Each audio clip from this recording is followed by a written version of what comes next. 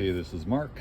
We are getting prepared to replace all the shackles on our suspension. If you remember, when I was in Wyoming, I had an issue where these shackles broke on both sides and the axle was just hanging on by these bolts back here.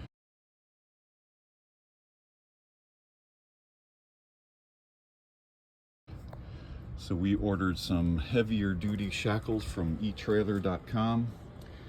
Took all the tires off to make it easier to get at everything. Put a rug underneath there so I can crawl around without getting all dirty in the gravel. And we're gonna start taking apart the shackles one axle at a time. So these are the replacement shackles that we ordered. There's a whole set of them here. They are wet bolts, which means they have a zerk fitting on the end and a little hole where grease is going to come out inside this copper sheathing.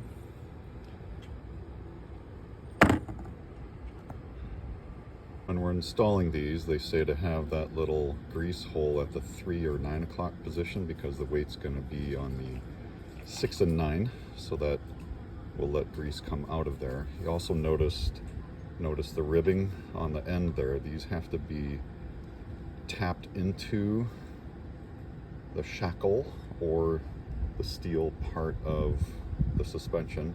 Be careful not to pound on the zerk. You can either take that out or use a socket that goes over the top of that and then pound in the bolt with that.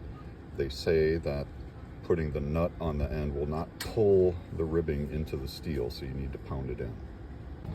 So we have gone around and removed all of the nuts from the underside all the way around. We had used a penetrating oil overnight, and hopefully that helped because we only had one stubborn nut to take off, but we broke it loose.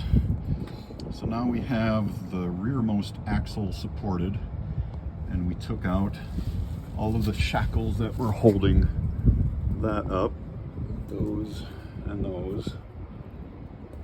So before we can replace the bolt that's holding up the suspension, that blue part right there, we need to support this axle so we can remove the shackles from the second axle.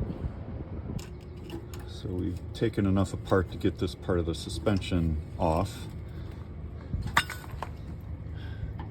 This hole will receive one of the copper inserts. These holes are not big enough to have a copper insert. We can still get our wet bolts in there and squirt some grease in there, so at least they will be wet bolts still.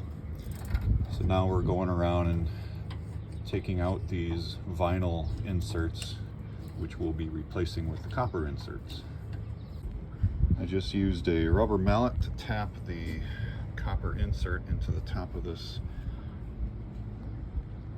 part of the suspension. We're ready to put that back in. So we ran into a little bit of an issue.